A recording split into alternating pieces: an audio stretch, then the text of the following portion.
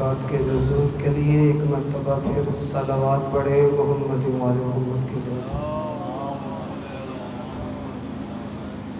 نعرہ تکبیر، نعرہ تکبیر، نعرہ رسالت، نعرہ رسالت، نعرہ حیدری، نعرہ حیدری، صلوات پڑھے محمد وآل محمد کی ذات۔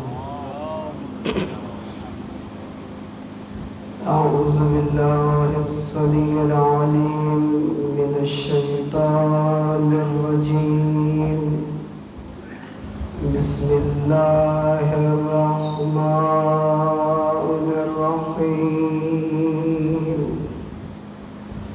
الحمد للہ الذی ہدانا لہذا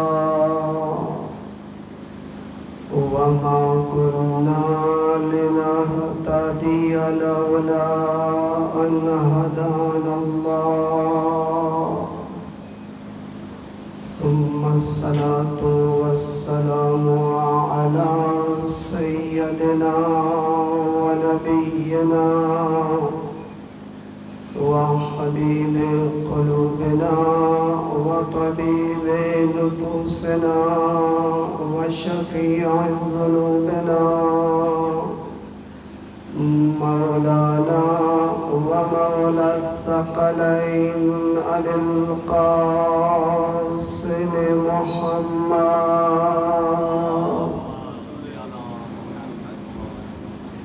وعلى أهل بيته الطيبين الطاهرين المعصومين المنتجبين، سيما بقية الله روحي وأرواح العالمين مقدمه الفداء، واللعنة على أعدائهم أجمعين، أما بعد، قال رسول الله صلى الله عليه وآله وسلم: من مات ولم يعرف إمام زمانه مات ميتة جاهلية۔ صلوات پڑھیں محمد وآل محمد کی ذات۔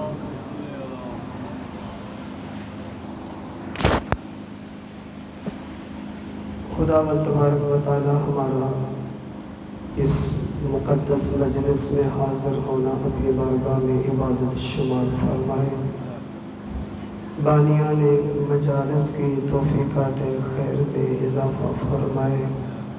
پروردگار عالم ہمیں مرتے دم تک ذکر حسین ابن علی اور راہ حسین ابن علی کو زندہ رکھنے کی توفیق عطا فرمائے۔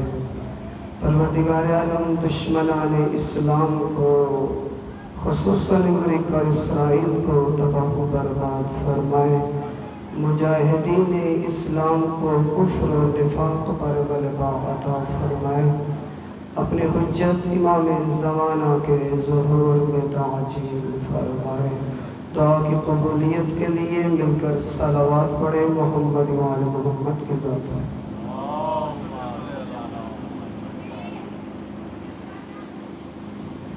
آپ کی خدمت میں پیغمبر اسلام وجہ تخلیق کائنات سید الانبیاء کا ایک فرمان تلاوت کیا ہے، جس میں پیغمبر نے اپنی امت کو قیامت تک کے لیے ہدایت کا ایک نسخہ بتایا ہے۔ ہم جس زمانے میں زندگی گزار رہے ہیں یہ غیبت کا زمانہ ہے، ایک اعتبار سے سخت ترین زمانہ ہے، مشکل ترین زمانہ ہے۔ اس زمانے کے حالات، اس زمانے کی شرائط، اس زمانے میں زندگی گزارنا اور پھر زندگی میں دین کے راستے پر قائم رہنا، حق کے راستے پر قائم رہنا ہر زمانے سے مشکل تر ہے۔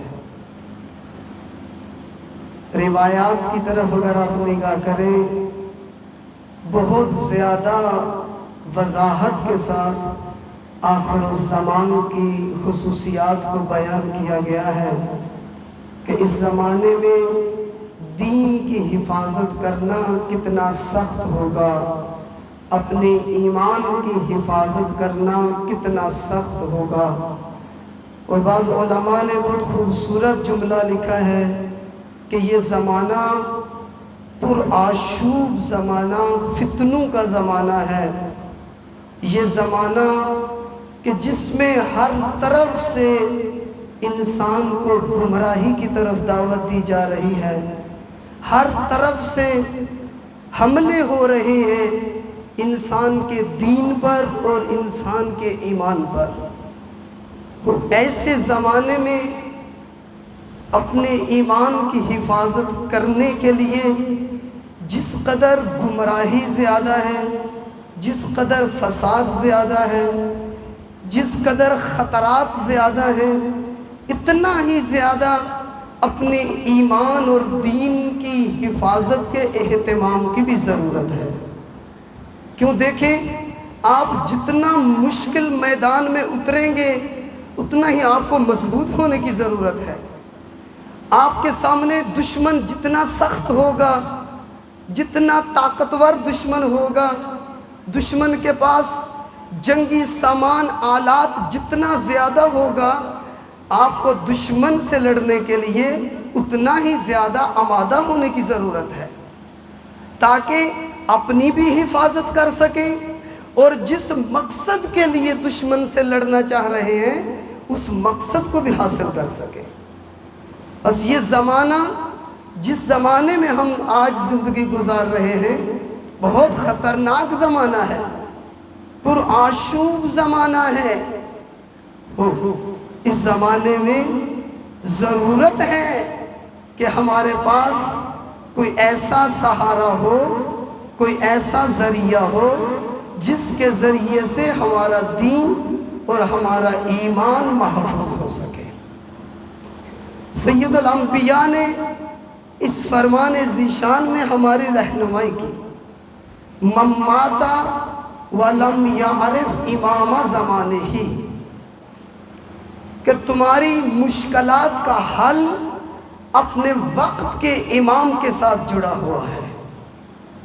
اگر اپنے زمانے کی مشکلات کو حل کرنا چاہتے ہو، اگر اپنی زندگی کی مشکلات سے نکلنا چاہتے ہو، اگر اپنی معاشرتی مشکلات کا حل چاہتے ہو، تو اس کا راستہ یہ ہے کہ اپنے وقت کے امام کے ساتھ اپنا رابطہ مضبوط کرو، حجت خدا کے ساتھ اپنا رابطہ مضبوط کرو۔ کل میں نے یہ جملہ عرض کیا تھا کہ سید الانبیاء نے اپنی جو زندگی تھی نبوت اور رسالت کی، جو آپ ظاہری زندگی گزار کے گئے، اس میں جو تبلیغ کی اور اس تبلیغ کا ایک اہم ترین حصہ امامت کے تعارف میں گزارا، اہل بیت کے تعارف میں گزارا، اہل بیت کی ولایت کے تعارف میں گزارا۔ کبھی امیر المومنین کا تعارف کروا رہے ہیں تو کبھی جناب سیدہ کی شناخت کروا رہے ہیں، اور کبھی حسنین کو اٹھا کے اصحاب کے سامنے اپنے حسنین کا تعارف کرواتے ہوئے نظر آتے ہیں۔ یہ امت کو رسول اللہ قیامت تک کے لیے تیار کر رہے تھے کہ جب بھی آپ کے لیے یہ پرآشوب زمانہ آ جائے گا، ہر زمانے اور ہر طرح کے حالات اور شرائط میں تمہارے لیے نجات کا ذریعہ فقط اہل بیت کا دروازہ ہوگا۔ اہل بیت کے دروازے کو چھوڑ کر تم کبھی بھی اپنے زمانے میں اپنے زمانے کی مشکلات کا مقابلہ نہیں کر سکتے۔ اس کا ذریعہ اپنے زمانے کی حجت سے اپنے رابطے کو مضبوط کرنا ہے، اور یہی وہ ولایت ہے۔ جتنا رابطہ مضبوط ہوتا جائے گا اتنا آپ ولایت کی وادی میں اترتے جائیں گے۔ جتنا حجت خدا کے ساتھ آپ کا تعلق مضبوط ہوتا جائے گا اتنا آپ حجت خدا کے قریب ہوتے جائیں گے۔ اور اس کا پہلا طریقہ عرض کیا تھا وہ معرفت ہے، اپنے وقت کے امام کی معرفت، اپنے وقت کے امام کو سمجھنا، اپنے وقت کے امام کو پہچاننا، اپنے وقت کے امام کی امامت کو سمجھنا کہ خدا نے ان کو کیوں امام بنا کے بھیجا، ان کی امامت کا مجھے کیا فائدہ ہے، آج کے زمانے میں کیوں خدا نے امامت کو رکھا ہے۔ جب تک یہ امام اور امامت کا معنی سمجھنا آ جائے کہ کیوں خدا نے امام اور امامت کو رکھا ہے، کبھی بھی ہمارا وقت کے امام کے ساتھ رابطہ مضبوط نہیں ہو سکتا۔ جب مجھے پتہ ہی نہیں کہ میری زندگی میں مجھے امام کی ضرورت کیوں ہے، جب مجھے معلوم ہی نہیں ہے کہ امامت کا میری زندگی میں کیا فائدہ ہے، میرے معاشرے کو امامت کیا فائدہ ہے، میرے معاشرے کو امامت کی کیوں ضرورت ہے، میں کبھی بھی امامت کی قدر کو نہیں سمجھوں گا، میں اس کا قدردان نہیں بنوں گا۔ آج آپ دیکھیں معاشرے کے اندر وقت کے امام پردہ غیبت میں موجود ہیں، ان کی نگاہیں اس امت کی طرف لگی ہوئی ہیں، اور یہ امت جو صبح و شام نام تو لیتی ہے امام کا، دعائیں تو مانگتی ہے، العجل العجل تو کہتی ہے، لیکن ان کے دل کتنے تڑپتے ہیں وقت کے امام کے لیے، ان کی زندگی کتنی جڑی ہوئی ہے وقت کے امام کے ساتھ، ان کا رابطہ کتنا مضبوط ہے امام زمانہ کے ساتھ۔ اس کے لیے امامت کی معرفت ضروری ہے، اس کے لیے امام کے وجود کی معرفت ضروری ہے کہ جس مقصد اور ہدف کے لیے خدا نے اپنی حجت کو ہمارے لیے قرار دیا ہے، اگر وہ مقصد مجھے سمجھ آ گیا تو پھر میں امامت کی وادی میں اتر جاؤں گا، میں امامت کے قلعے میں اتر جاؤں گا، اور پھر دنیا کی کوئی چیز مجھے نقصان نہیں پہنچا سکتی۔ آج کیوں سب سے افضل عبادت، سب سے افضل عمل زمانہ غیبت میں جس کو قرار دیا گیا ہے وہ وقت کے امام کا انتظار کرنا ہے؟ اور فقط یہاں تک نہیں، ایک روایت میں وہ امت جو اپنے امام کے انتظار میں ہے اس امت کو سب سے افضل امت قرار دیا گیا ہے۔ وہ سوال اٹھتا ہے کہ یہ انتظار کرنا کیوں اتنا افضل، انتظار کرنا کیوں افضل عبادت، انتظار کرنے والی امت کیوں دوسری امتوں سے افضل ہے؟ کیوں؟ اس لیے کہ یہ عمل بہت مشکل ہے، جس عمل کو یہ امت انجام دے رہی ہے وہ عمل بہت مشکل ہے۔ انسان جتنا مشکل کام کرتا ہے اس کام کا اجر بھی اس کو خدا اتنا ہی زیادہ دیتا ہے۔ کیوں خدا نے جہاد کا سب سے زیادہ اجر و ثواب رکھا ہے؟ کیوں خدا نے مجاہدین کا مقام سب سے زیادہ افضل و برتر بیان کیا ہے؟ کہا کبھی بھی مجاہد اور دوسروں کو ایک صف میں کھڑا نہ کرنا، کبھی بھی عالم کو اور غیر عالم کو ایک صف میں کھڑا نہ کرنا۔ کیوں؟ اس لیے کہ عالم جو کام کر رہا ہے، مجاہد جو کام کر رہا ہے، وہ کام بہت مشکل ہے، وہ کام بہت سخت ہے۔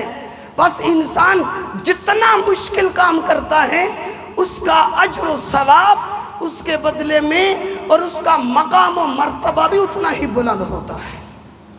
وہ آج کے زمانے میں کیوں انتظار کرنا اتنا افضل ہے؟ تو آئیں ہم سمجھیں اپنی عظمت کو، اپنے مقام کو، کہ آج خدا نے، ہم قرآن میں قوم بنی اسرائیل کے تذکرے پڑھتے ہیں کہ خدا نے قوم بنی اسرائیل کو امتوں پر فضیلت عطا کی، قوموں پر برتری عطا کی، آج اس جگہ پر ہم بھی کھڑے ہیں، آج ہم بھی اسی مقام پر کھڑے ہیں۔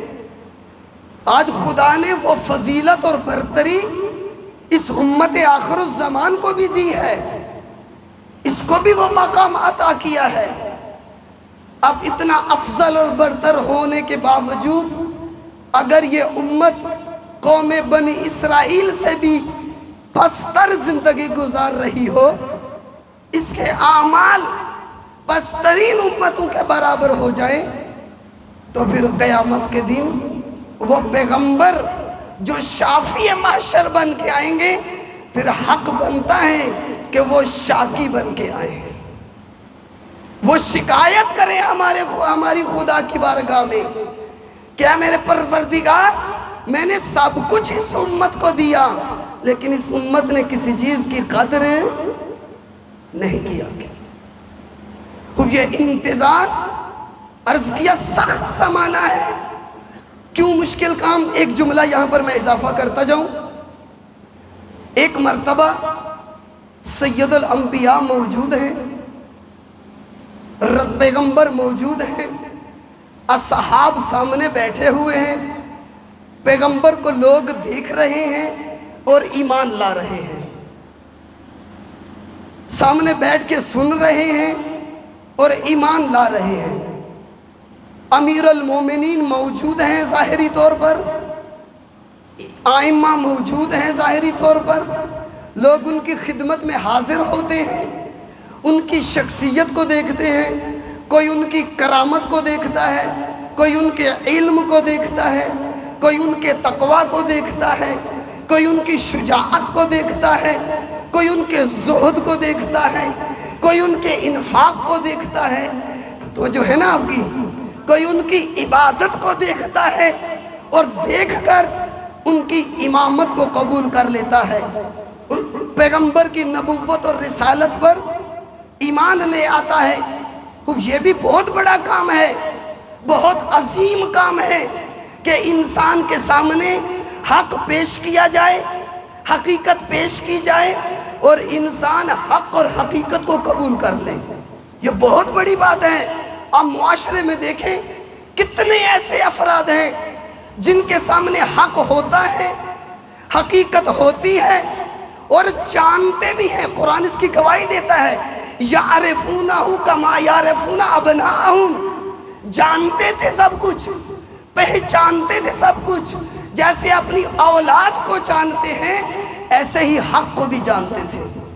معاشرے میں لوگ سمجھتے ہیں حق کہاں پر ہے، حقیقت کہاں پر ہے، لیکن جاننے کے باوجود کوئی حق کو قبول کرنے کے لیے تیار نہیں ہوتا۔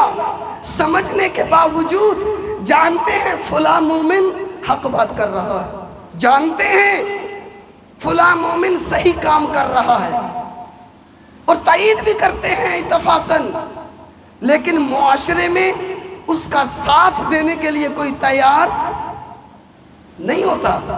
اس کے لیے جرأت چاہیے، حق کا پرچم اٹھانے، حق کی حمایت کرنے کے لیے جرأت کی ضرورت ہے۔ ہر انسان حق کی بات نہیں کر سکتا، ہاں حق سے محبت کرنے والے بہت ہیں، جو حق سے محبت کرتے ہیں، جو کہتے ہیں سچ اچھی چیز ہے، جو کہتے ہیں عدل اچھی چیز ہے، عدالت اچھی چیز ہے، ظلم بری چیز ہے۔ یہ آپ کو ان لوگوں سے معاشرہ بھرا ہوا نظر آئے گا، لیکن وہ لوگ بہت کم نظر آئیں گے کہ جو دل سے حق کو پسند کرتے ہیں اور عمل میں حق کی حمایت بھی کرتے ہیں، یہ بہت کم نظر آئیں گے۔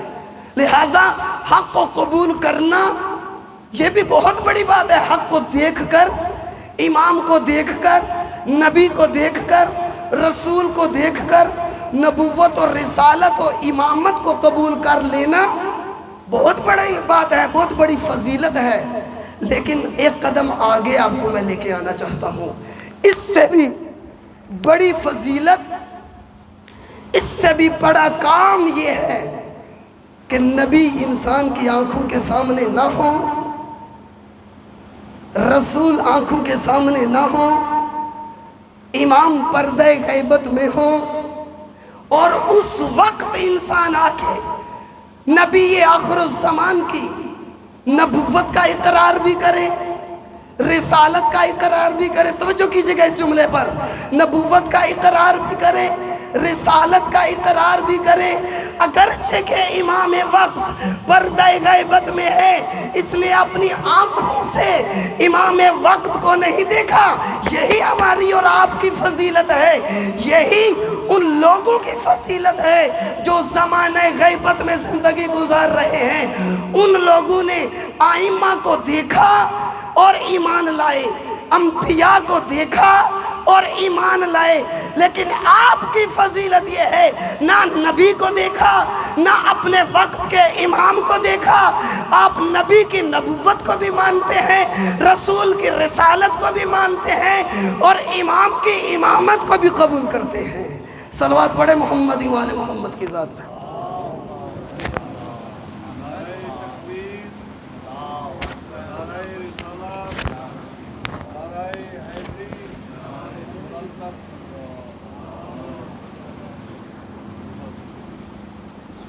بس زمانہ انتظار میں ہمارا یہ عمل اس لیے اتنا مضبوط ہے، اس لیے اس کی اتنی فضیلت ہے، اس لیے اس کی اتنی عظمت ہے کہ ہم نے آنکھوں سے وقت کے امام کو نہیں دیکھا، پھر بھی ہم وقت کے امام کی امامت کے قائل ہیں، امامت کو قبول کر رہے ہیں۔ قوم یہود کو پتا تھا کہ نبی آخر الزمان نے کہاں پر آنا ہے، اپنا سب کچھ چھوڑ کر اس سرزمین پر آگے جہاں پر پیغمبر خاتم نے آنا تھا، اور جب پیغمبر خاتم آئے اب انہوں نے دیکھا یہ تو ہم میں سے نہیں ہے، قبول کرنے سے انکار کر دیا۔ لیکن زمانہ غیبت میں جو امت ہے اس نے یہ نہیں دیکھا کہ وہ ہم میں سے ہے کہ نہیں، انہوں نے اس چیز کی بھی پرواہ نہیں کی کہ ہم نے اپنی ظاہری آنکھوں سے دیکھا ہے کہ نہیں، بس ان کو اتنا پتا چلا کہ اولاد پیغمبر میں سے، پیغمبر کے جانشینوں میں سے ایک جانشین ہے جو آج ہمارا وقت کا امام ہے اور وہ پردہ غیبت میں ہے۔ آج ہم نے اس امام کی امامت کو قبول کر لیا۔ بس اس لیے ایمان کا مرتبہ مضبوط ہے، یقین کا مرتبہ بلند ہے۔ تو کیا کریں، اب رابطہ ہو گیا، انتظار شروع ہو گیا، اب کیا کیا جائے؟ قبول کر لیا امام کی امامت کو کہ پردہ غیبت میں وہ ہمارا انتظار کر رہے ہیں، ہم بھی قوم منتظر ہیں جو اپنے وقت کے امام کے انتظار میں ہے۔ جو کسی کا انتظار کرتا ہے وہ کیسے انتظار کرتا ہے؟ ایک مثال عرض کر دوں، رات کا وقت ہے، تاریکی ہے، آپ کو پتا ہے کہ رات کے بعد کیا ہونی ہے؟ صبح، رات کے بعد صبح ہونی ہے۔ آپ کیا کرتے ہیں رات میں؟ ہاتھوں پہ ہاتھ رکھ کے صبح کے انتظار میں بیٹھ جاتے ہیں۔ توجہ ہے کہ نہیں؟ لگتا ہے بات شاید سمجھ نہیں آ رہی۔ رات کو آپ کیا کرتے ہیں؟ ہاتھوں پہ ہاتھ رکھ کر صبح کے انتظار میں بیٹھ جاتے ہیں کہ بیٹھے رہیں، سوچتے رہیں، ابھی صبح ہو جائے گی، ابھی صبح ہو جائے گی، پھر کچھ کریں گے، صبح ہوگی تو کچھ کریں گے، صبح ہوگی تو کوئی کام کریں گے، صبح ہوگی تو کھانا کھائیں گے، صبح ہوگی تو کھانا بنائیں گے۔ نہیں، صبح ہونے کا انتظار نہیں کرتے، بلکہ اسی رات کی تاریکی میں روشنی کا اہتمام کرتے ہیں، اسی رات کی تاریکی میں روشنی کا اہتمام کرتے ہیں۔ آپ کو پتہ ہے چند گھنٹے گزرنے کے بعد صبح ہو جانی ہے، تاریکی مٹ جانی ہے، روشنی ہر طرف چھا جانی ہے، لیکن اس کے باوجود یہ جو چند گھنٹے آپ کے پاس ہیں، ان چند گھنٹوں میں آپ اس کا فقط انتظار نہیں کرتے کہ صبح ہو کچھ کریں گے، بلکہ اسی وقت اٹھتے ہیں، روشنی کا انتظام کرتے ہیں اور اپنی زندگی کو آگے بڑھاتے ہیں۔ اگر کوئی زندگی کا کام ہو تو رات کے حصے میں کرنے کی کوشش کرتے ہیں۔ بس انتظار میں بھی جب ہم کو پتہ ہے اب تاریکی ہے، ہر طرف اندھیرا ہے، کل صبح ہونی ہے، حجت خدا کا ظہور ہونا ہے، ہر طرف نورانیت ہونی ہے، وہ آج میری ذمہ داری کیا بنتی ہے؟ اس تاریکی میں میری ذمہ داری کیا ہے؟ اس اندھیری رات میں میری ذمہ داری کیا ہے؟ جہاں جہالت کی تاریکی ہے، جہاں ظلم ہے، جہاں بربریت کی تاریکی ہے، جہاں بے شعوری کی تاریکی ہے، جہاں پر بے بصیرتی کی تاریکی ہے، جہاں پہ ناانصافی کی تاریکی ہے، جہاں پہ طبقاتی معاشرے کی تاریکی ہے نا توجہ آپ کی، یہ ساری تاریکی آج ہمارے معاشرے میں موجود ہے، وہ کیا ہماری ذمہ داری بنتی ہے کہ اس تاریک ماحول میں، اس اندھیری رات میں ہم ہاتھوں پہ ہاتھ رکھ کے بیٹھے رہیں کہ امام زمانہ آئیں گے تو سب کچھ آگے خود ہی ٹھیک کر لیں گے، وقت کا امام آئے گا خود ہی سب کچھ ٹھیک کر لے گا، ہمیں کوئی زحمت کرنے کی ضرورت نہیں ہے۔ یا نا امام فرماتے ہیں اے ہمارے شیعو، میں تم سے دور نہیں ہوں، میرا ظہور بھی دور نہیں ہے، میرا ظہور اتنا دور نہیں جتنا آپ کے اعمال میرے ظہور کو دور کر رہے ہیں۔ اگر آج مجھے سمجھ آ جائے کہ میں نے اس تاریک رات کو روشن کیسے کرنا ہے تو امام کا ظہور دور نہیں ہے۔ وہ حجت خدا منتظر ہے کہ کب وہ قوم و امت پیدا ہوتی ہے، کب وہ جوان پیدا ہوتے ہیں، کب وہ نورانی جوان پیدا ہوتے ہیں جن کے ہاتھوں میں حق کا پرچم ہو، جو اپنے معاشرے سے ہر طرح کی تاریکی کا خاتمہ کر رہے ہو۔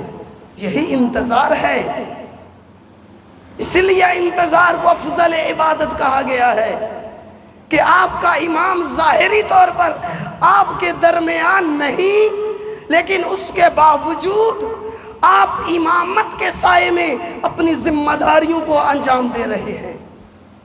یہاں پر میں ایک جملہ کہتا جاؤں ایت اللہ جوادی حافظہ اللہ کا، ان کا معروف جملہ ہے، وہ کہتے ہیں کہ امام پردہ غیبت میں ہے، امامت پردہ غیبت میں نہیں ہے۔ امام پردہ غیبت میں ہے، لیکن امامت جو اللہ کی ہدایت کا نظام ہے وہ آج بھی موجود ہے۔ وہ نظام آج بھی مجھے پکار رہا ہے کہ اگر اپنے معاشرے سے یہ ظلمتیں ختم کرنا چاہتے ہو تو آؤ امامت کے خیمے میں داخل ہو جاؤ، امامت کے خیمے میں آ جاؤ، امامت کے پرچم کو تھام لو۔ آج آپ دیکھیں، اپنے زمانے کی مثال ہی دیکھ لیں کہ جب سے امامت کا پرچم بلند ہوا ہے اس دن سے آج تک ظالم اپنے جھکنے کی جگہ ڈھونڈ رہے ہیں۔ کیوں؟ اس لیے کہ آج جن کو میدان میں ہونا چاہیے تھا وہ میدان میں آ چکے ہیں۔ آج جن کا جو میدان تھا وہ اس میدان میں آ گئے ہیں۔ آج وہ جوان پیدا ہو چکے ہیں جو اندھیری راتوں کو روشنی میں بدل دیں گے، جو ان اندھیری راتوں میں روشنیاں پیدا کریں گے، ان تاریک راستوں کو جو آ کے روشن کریں گے۔ آج وہ امت پیدا ہوئی ہے اور آج وہ جوان پیدا ہو چکے ہیں، اور یہ معجزہ میں اور آپ اپنی آنکھوں سے آج دیکھ رہے ہیں کہ آج مکتب اہل بیت کی بدولت، آج کربلا کی بدولت، آج اس امامت کی بدولت دنیا کو کیا کچھ مل رہا ہے۔ آج کسی بھی مکتب فکر سے تعلق رکھنے والے کیوں نہ ہو، کسی بھی دین کے پیروکار کیوں نہ ہو، کسی بھی فرقہ کو ماننے والے کیوں نہ ہو، اگر وہ باز ضمیر ہو، آج ان کے اپنے یہ اعتراف ہیں، آج ان کی اپنی زبانوں سے یہ جملے نکل رہے ہیں کہ اگر کوئی دنیا کو آج کے ظالموں سے نجات دے سکتا ہے وہ کربلا کے پیروکار ہے، وہ امامت کے پیروکار ہے، وہ ولایت کے پیروکار ہے۔ اور سید علی خامنائی اس عظیم شہید نے آگے اس بات پہ مہر لگائی ہے، دنیا والوں کے سامنے اس مکتب کی حقانیت کو آگے پیش کیا ہے۔ ثابت تو پہلے سے تھی، دنیا والوں کے سامنے اس مکتب کی حقانیت کو پیش کیا ہے، اور آج دنیا سمجھ گئی کہ طاقت کا سرچشمہ کون ہے، دنیا میں کون ہے جو ظالموں کا راستہ روک سکتا ہے، جو فساد کا راستہ روک سکتا ہے، جو ظلم کو ختم کر سکتا ہے۔ اسی کے پیروکار ہیں کہ جس کا ظہور ہونا ہے اور اس نے آ کر زمین کو عدل و انصاف سے پر کرنا ہے، اور انشاءاللہ وہ وقت دور نہیں جب ہماری ان سرزمینوں پر ہمارے ان جوانوں کے ہاتھوں سے کہ جو آج العجل العجل کی صدائیں بلند کرتے ہیں، انہی کے ہاتھوں میں امام زمانہ کا پرچم ہوگا، انہی کے ہاتھوں میں امامت و ولایت کا پرچم ہوگا، اور یہ اپنی سرزمینوں سے ان ظالموں کو باہر پھینک دیں گے۔ اس کے لیے فقط آمادگی کی ضرورت ہے، فقط تیاری کی ضرورت ہے، ارادے کی ضرورت ہے، کچھ کرنے کا ارادہ، کچھ بننے کا ارادہ، قدم اٹھانے کا ارادہ، آگے بڑھنے کا ارادہ، حرکت کرنے کا ارادہ، اپنے مقصد تک پہنچنے کا ارادہ۔ ایسے بنیان مرصوص افراد کی ضرورت ہے، کل جبل راسخ ہوں، جو پہاڑوں کی طرح مضبوط، بلکہ پہاڑوں سے بھی زیادہ، جس طرح کا بھی طوفان آ جائے، آندھی آ جائے، زلزلہ آ جائے، ان کو اپنی جگہ سے نہ ہلا سکے۔ اور ایسے افراد، ایسے جوان پیدا ہو سکتے ہیں۔ کربلا میں اتنی طاقت ہے، حسین ابن علی کی کربلا میں اتنی طاقت ہے کہ اتنے مضبوط جوانوں کی تربیت کر سکے، اتنی مضبوط امت کی تربیت کر سکے۔ حسین ابن علی نے کی، حسین ابن علی نے ایسے جوانوں کی تربیت کی ہے، اور پھر قیامت تک کے لیے اپنے ماننے والوں کو یہی درس دیا ہے کہ اگر کربلا کے دامن میں آ گئے، اگر حسین ابن علی کے دامن میں آ گئے، تو دنیا کی کوئی چیز تمہیں ڈرا نہیں سکتی، کوئی چیز نہیں تمہیں ڈرا سکتی۔ کربلا کے راستے میں جب ایک مقام پر فرزند زہرا نے اِنَّا لِلَّهِ وَإِنَّا إِلَيْهِ رَاجِعُونَ اپنی زبان سے جب ادا کیا، اس وقت کڑیل جوان بیٹا سامنے آتا ہے۔ دیکھیں حسین کے مکتب میں کیسے افراد تربیت پاتے ہیں۔ حسین کی آغوش میں، کربلا کی آغوش میں کیسے جوان تربیت پاتے ہیں۔ بابا جان آپ نے کیوں ان الفاظ کو اپنی زبان پہ جاری کیا؟ یہ تو موت کے وقت جملہ کہا جاتا ہے۔ اس وقت امام نے فرمایا بیٹا یہ قافلہ جو آگے بڑھ رہا ہے یہ موت کی طرف جا رہا ہے، موت اس کی طرف آ رہی ہے۔ سنیے گا حسین ابن علی نے جس کی تربیت کی ہے اس کے ایمان کی کیا منزل ہے، اس کے یقین کا کون سا مقام ہے۔ ایک سوال کیا بابا سے، بابا جان اولسنا علی الحق، آیا ہم حق پر نہیں ہیں؟ حسین نے کہا کیوں نہیں بیٹا، اگر ہم حق پر نہیں ہوں گے تو کون حق پر ہوگا؟ جب علی اکبر نے بابا کا جواب سنا نا اس وقت کہا بابا جان پھر پرواہ نہیں، موت ہمارے اوپر آ جائے یا ہم موت پر چلے جائیں۔ یہ ہے حسین کی کربلا۔ ہر چیز کا خوف دل سے نکل جاتا ہے، کوئی چیز انسان کو نہیں ڈرا سکتی۔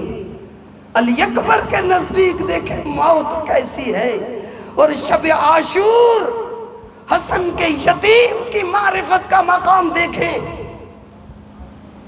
جب امام نے پوچھا نا قاسم بیٹا آپ کے نزدیک موت کیسی ہے، کہا چچا جان اگر سننا چاہتے ہیں تو میں آپ کو بتاتا ہوں چچا، موت میرے نزدیک احلی من العسل، شہد سے بھی زیادہ میٹھی ہے۔ یہ ہے حسین کی کربلا جو تیار کرتی ہے، جو آمادہ کرتی ہے میدان میں اترنے کے لیے۔ ہاں عزادارو وہ وقت آ گیا جب حسین ابن علی سے خدا نے پہلا امتحان لیا۔ آپ کی اولادیں ہیں، جانتے ہیں جوان بیٹے سے محبت کتنی ہوتی ہے، جوان بیٹے سے باپ کا پیار کتنا ہوتا ہے۔ عزادارو کربلا کے میدان میں زہرا کے بیٹے کا پہلا امتحان تھا۔ اکبر کو سامنے دیکھا، بابا جان مجھے میدان میں جانے کی اجازت دے دیں۔ کتب مقتل نے جملہ لکھا ہے جتنے بھی شہید اجازت مانگنے کے لیے آئے ہیں حسین نے آسانی سے کسی کو اجازت نہیں دی، لیکن جب علی اکبر آئے نا یہ پہلا امتحان تھا زہرا کے بیٹے کا۔ جب علی اکبر نے اجازت مانگی حسین کہتے اکبر بیٹا اللہ کے حوالے، جاؤ میرا بیٹا خیموں میں بیویوں سے ودا کر رہو، خیموں میں خدا حافظی کر رہو، اور پھر بے شک میدان میں چلے جانا۔ عزادارو علی اکبر آئے خیام میں۔ اب یہاں کتب مقتل نے تفصیل نہیں لکھی کہ علی اکبر نے زینب کو کیسے ودا کیا، ام کلثوم کو کیسے ودا کیا، بیویوں سے کیسے جدا ہوئے، اپنی ماں سے کیسے ودا کیا، اور سب سے بڑھ کر سید سجاد سے کیسے ودا کیا۔ جو بستر بیماری پہ تھے کس طریقے سے سید سجاد کو ودا کیا ہوگا، اور جس اکبر کو معلوم ہو کہ میرے جانے کے بعد میرے بابا کا کچھ نہیں بچے گا، اجرکم علی اللہ۔ علی اکبر بابا کے سامنے آئے، آ کے کہا بابا میں مقتل میں جانے کے لیے تیار ہوں۔ اب حسین نے اپنے کڑیل جوان کو تیار کرنا شروع کیا۔ عزادارو جانے علی اکبر تیار ہو گئے۔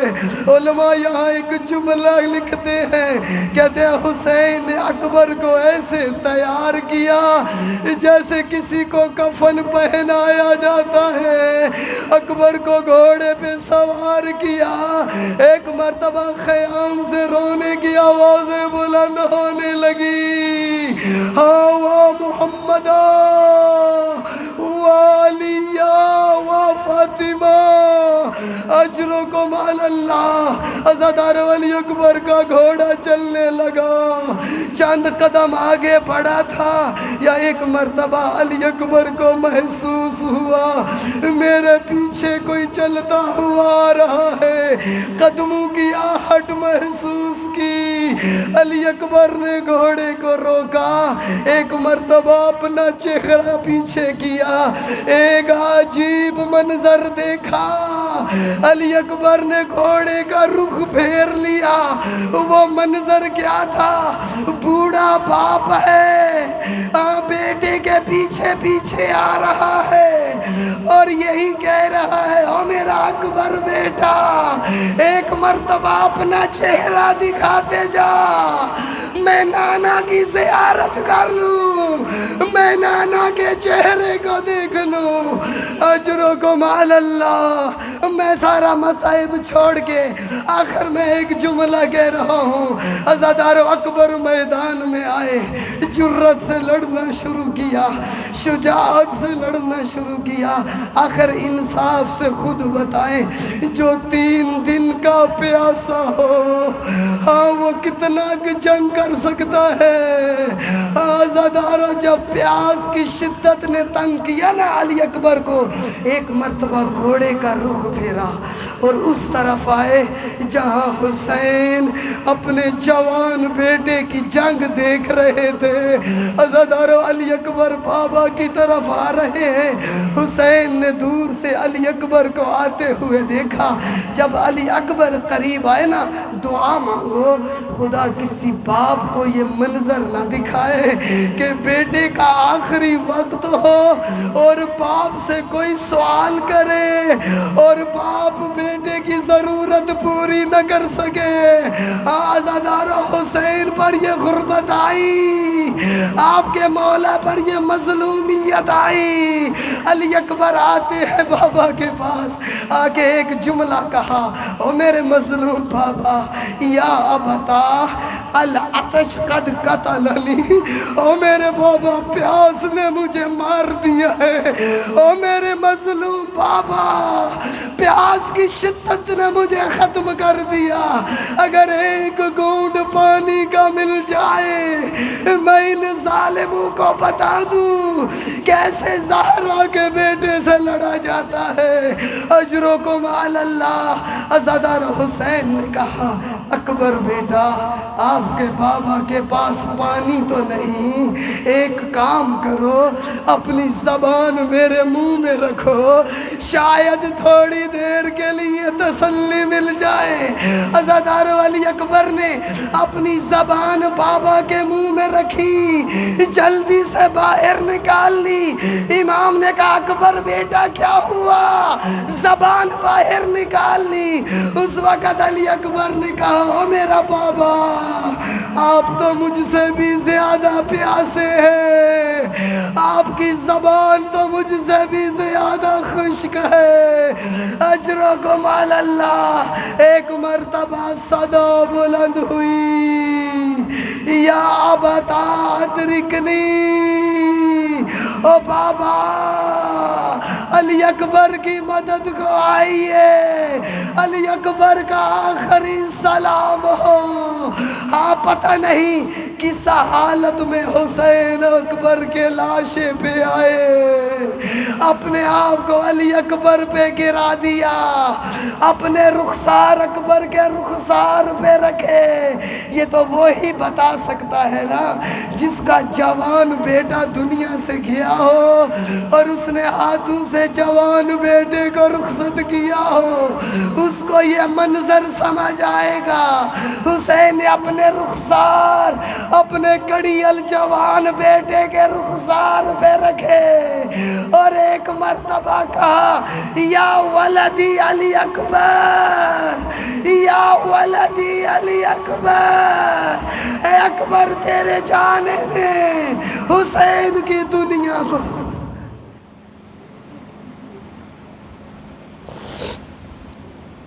الا لعنت اللہ علی قوم الظالمین وسیعلم الذین ظلموا ای منقلب ینقلبون۔ پروردگار اعلیٰ بحق محمد و آل محمد اس ذکر کا واسطہ اہل بیت کی مظلومیت کا واسطہ ان آنسوؤں کا واسطہ پروردگار اعلیٰ مومنین جو حاجات رکھتے ہیں جو دعائیں رکھتے ہیں ان کو شرف قبولیت عطا فرما پریشان حال مومنین کی پریشانیوں کو دور فرما بیمار مومنین کو شفا عنایت فرما پروردگار مومنین کے دلوں پر مومنین کے گھروں پر مومنین کی زندگیوں پر اپنی خاص رحمت کا نزول فرما پروردگار اعلیٰ رحمت کی بارش عطا فرما پروردگار اعلیٰ مومنین کی صفوں میں اتفاق و اتحاد برقرار فرما ہمیں مل جل کر راہ حسین ذکر حسین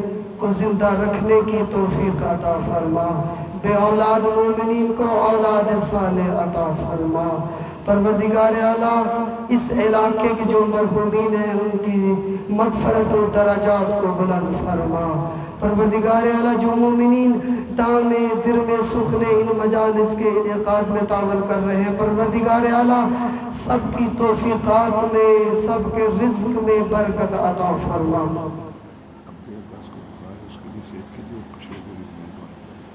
پروردگار اعلیٰ جو مومنین بیمار ہیں جنہوں نے دعاؤں کے لیے کہا ہے نہیں کہا خصوصاً ہمارے عزیز عبد عباس مریض ہیں پروردگار اعلیٰ ان سمیت تمام بیماروں کو شفا کامل و عاجل عطا فرما عالم اسلام کو عزت و سربلندی عطا فرما دشمنان اسلام امریکہ اور اسرائیل کو تباہ و برباد فرما مجاہدین اسلام خصوصاً غزہ کے مجاہدین لبنان کے مجاہدین یمن کے مجاہدین عراق کے مجاہدین ایران اسلامی کے مجاہدین کو ظالمین پر غلبہ عطا فرما انقلاب اسلامی کی حفاظت فرما رہبر شہید کے درجات عالی ہیں متعالی فرما پروردگار اعلیٰ رہبر معظم انقلاب کی حفاظت فرما پروردگار اپنے حجت امام زمانہ کے ظہور میں تعجیل فرما ہمارا شمار حضرت کے انصار میں فرما پروردگار دعا کی قبولیت کا وقت ہے گناہگار ہے خطا کار ہے خالی ہاتھ لیے تیری بارگاہ میں بیٹھے ہوئے پروردگار مرنے سے پہلے توبہ کی توفیق عطا فرما پروردگار اعلیٰ بحق محمد وآل محمد تمام مومنین و مومنات کا خاتمہ بالخیر فرما شفاعت اہل بیت اطہار نصیب فرما ربنا تقبل منا انکا انت السمیع العلیم بحق محمد و آلہ الطاہرین صلوات پڑھ محمد